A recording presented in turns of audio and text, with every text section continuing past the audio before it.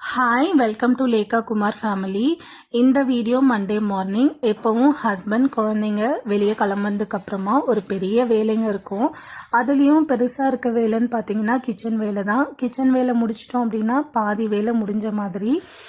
முன்னாடி நாள் நான் நான்வெஜ் செய்திருந்தேன். எப்போவும் நான்வெஜ் செய்தேன் அப்படின்னா அந்த அன்னைக்கு நைட்டு கவுண்டர் டாப் எல்லாம் க்ளீன் பண்ணிவிட்டு அதுக்கப்புறம் தான் தூங்குவோம். பட் முன்னாடி நாள் எனக்கு ரொம்ப டயர்டாக இருந்ததால் நான் எதையுமே க்ளீன் பண்ணவே இல்லை. இப்போது சமையலெல்லாம் முடித்து பார்த்ததும் ரொம்ப மெஸ்ஸியாக இருந்தது.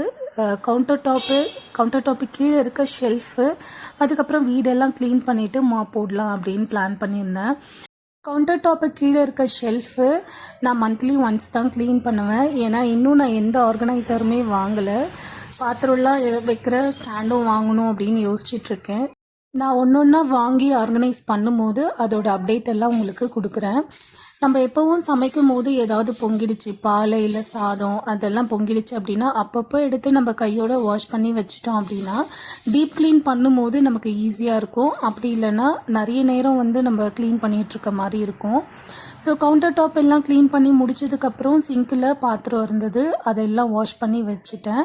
அதை வாஷ் பண்ணி வச்சதுக்கப்புறமா ஒரு ட்ரை கிளாத் வச்சு கவுண்டர் டாப்பு அதே மாதிரி கேஸ் ஸ்டவ் எல்லாத்தையும் நல்லா தொடச்சி விட்டுட்டேன். ஸோ அப்படி தொடச்சி விட்டால் தான் சீக்கிரமாக நமக்கு காயும். அது முடித்ததுக்கப்புறமா கவுண்டர் டாப்புக்கு கீழே இருக்க ஷெல்ஃபு அதோடைய திங்ஸ் எல்லாம் எடுத்து வெளியே வச்சுட்டு அதையும் க்ளீன் பண்ண ஸ்டார்ட் பண்ணிட்டேன்.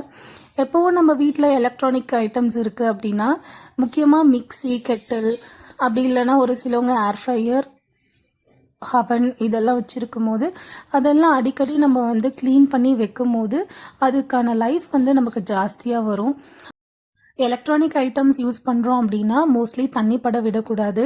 அப்படியே தண்ணி பட்டுச்சு அப்படின்னா ட்ரை கிளாத் வச்சு அதை தொடச்சிட்டு உடனே காய வச்சுட்டு எடுத்து வச்சுக்கணும். அப்போ தான் நமக்கு அதுக்கு லைஃப் வரும்.